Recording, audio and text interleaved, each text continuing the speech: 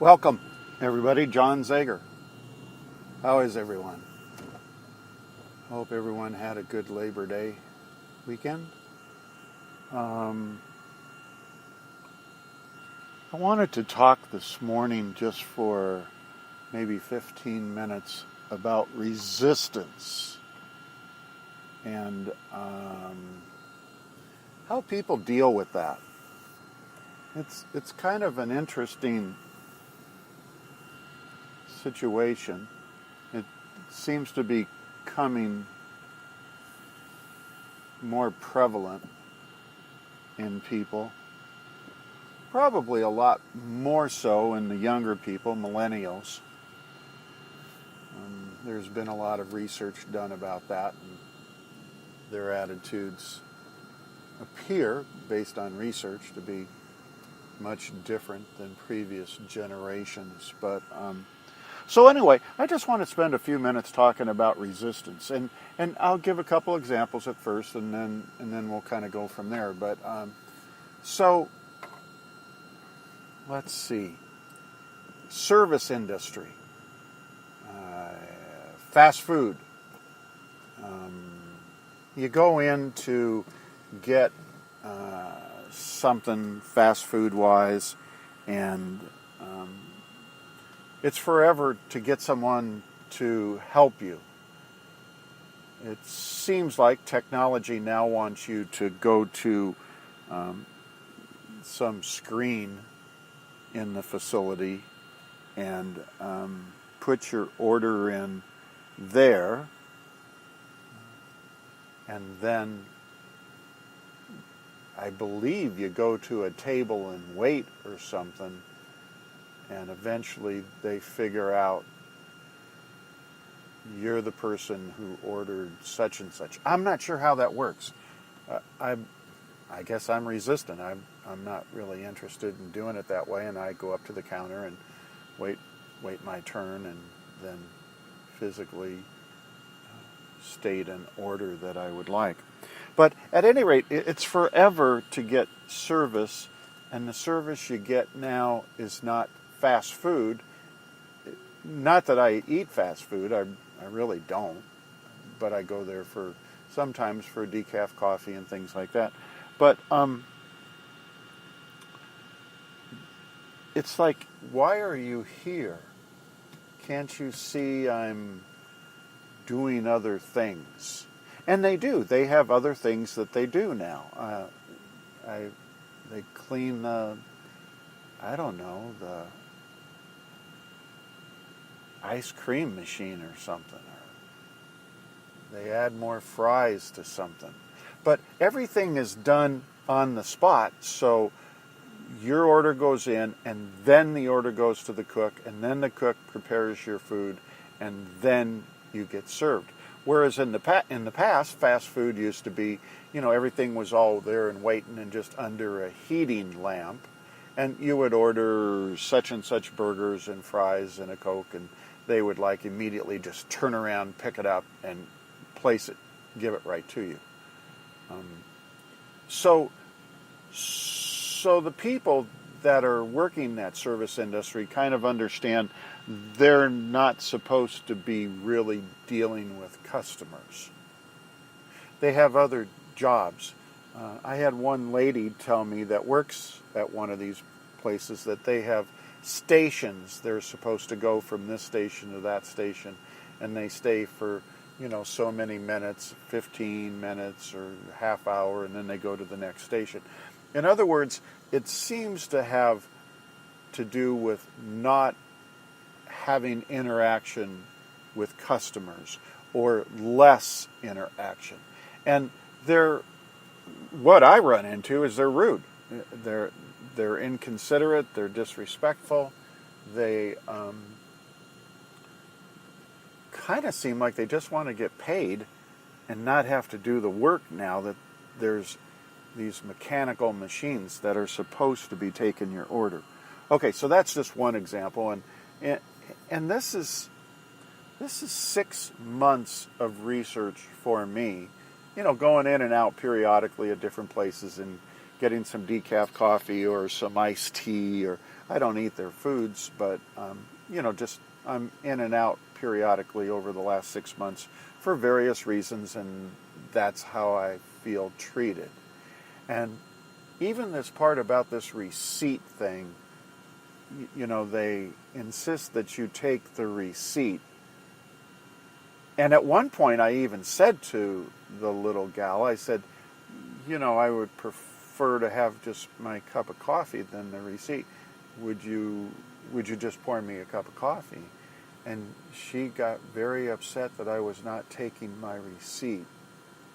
And I had to wait for several minutes before I could get my coffee.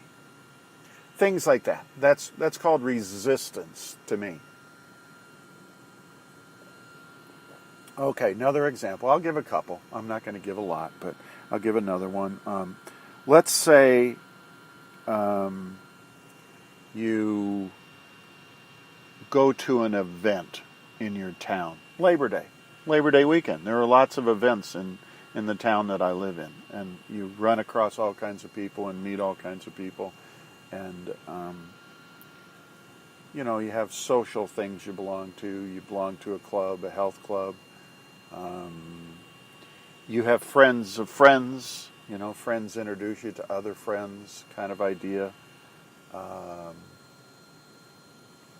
And what I run into is resistance with people not being terribly friendly or outgoing. They're kind of into their own thing.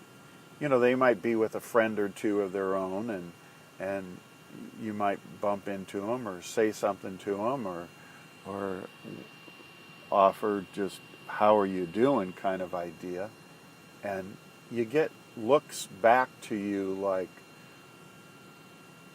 why are you even talking to me? There was, here's an example at the health club. They do meditation classes here periodically. They're just people that are hobbyists that do the meditation. They're not professionals or anything, and so the people they attract are wannabes, people who want to be professional, I don't know, meditators or something, or yogis, or I don't know, maybe they watch too much YouTube. But so there was a lady the other day sitting out in how would you describe it? She was doing meditation, but she had this stern look on her face and sort of an aggressive sort of posture and very disciplined, and she had her phone in her hand, and I had to wait as well. We were all waiting for the door to open, and I waited, and she eventually finished, and I said, how was that for you? Seemed like a civil comment that would be, how was that for you? Was it good? Did you do well? Are you happy? Is it working? I mean, it was, I can't see anything that was negative about the statement. I got this scowl of a look, one. Two, some sort of a remark, which I didn't understand how to interpret that, and nothing else. And she got up, went and looked in the window, and at the time, if you looked in the window, you could kind of, it was like a mirror. And so the lady started primping herself so that she looked good or something. And that was it. To me, that's resistance. Whatever she's meditating on is not going to come into fruition. She's not going to be able to manifest, anything with that sort of attitude. What's Dr. Joe say? He's got a real sarcastic remark about people like that, you know, them talking about themselves and being in, I don't know, Santa Fe. And his remark was, you know, people like that don't live in Santa Fe. I thought that was so good. So there's resistance out there, and I don't know what to tell you. I guess I'm concerned. There's a couple comments I have about resistance. One is that it's old belief systems that they grew up with when they were a child. We've been through all this, right? This conversation, and those belief systems may be a little on the narcissistic side. They may be ego issues. They may be obviously personality issues, personality traits. Something in their background gave them permission to act in that manner, right?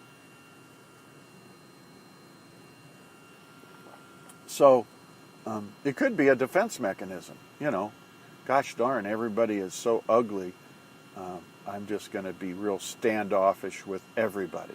Maybe it's that sort of attitude, and you know that I could kind of see because you know that's sort of like, oh gosh, I don't want to deal with another nasty, mean old person. When in fact you end up being the nasty, mean old person. So resistance. Do you guys ever encounter that? One. That's my question.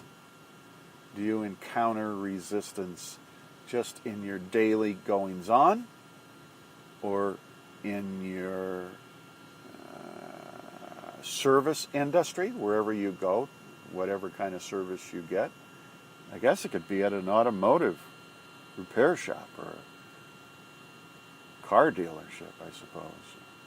Realtors. I mean, there's all kinds of attitudes going on out there, right? And my thing is, aren't we supposed to come from a position of love and support and nurturance and thankfulness and gratitude?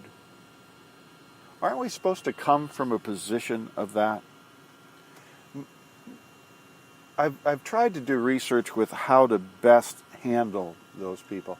And I've looked at what Dr. Joe has to say, and, you know, he just turns the page and goes on with his life. And he even made a remark that 10 months later somebody came back to him and said, you know, I want to apologize. And his comment was really kind of cool.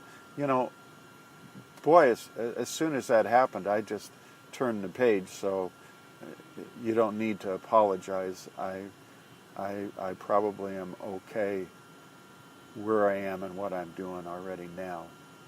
But thank you for saying that. Another person, when I do my research about how they interact with it, they just smile and say, you know, it's not on me, it's on them. They must have a really difficult life, a tough life, and that has no impact on me. Be very nice to them, take care of them, do whatever you have to do, being cordial, but turn the page and go on. So anyway, that's kind of what I'm trying to get better at. Responding to people that are, well, let's be honest with it, they're mean people.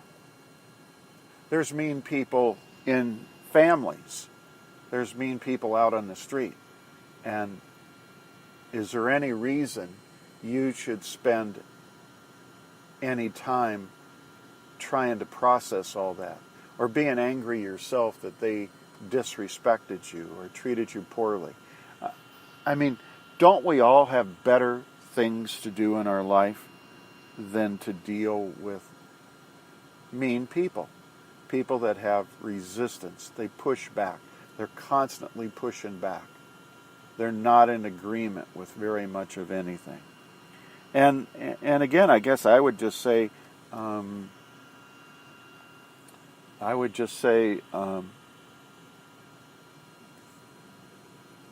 go on with your life. Go on with your life.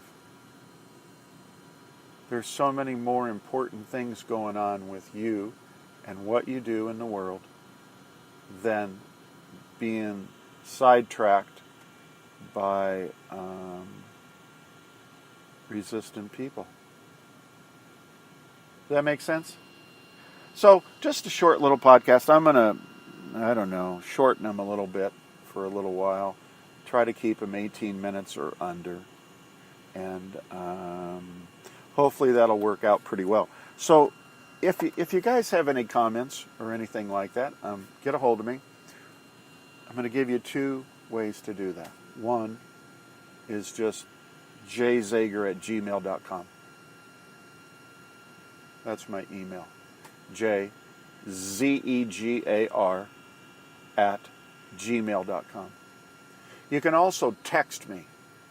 My phone number is 970-443-5111. And again, I encourage everybody to go to my website, johnzager.com, and go from there. So anyway, I hope you all have a good day. It's, I guess today's Tuesday, the day after Labor Day. So look forward to talking to you all again real soon. God bless everybody. Take care of one another. See you. Bye.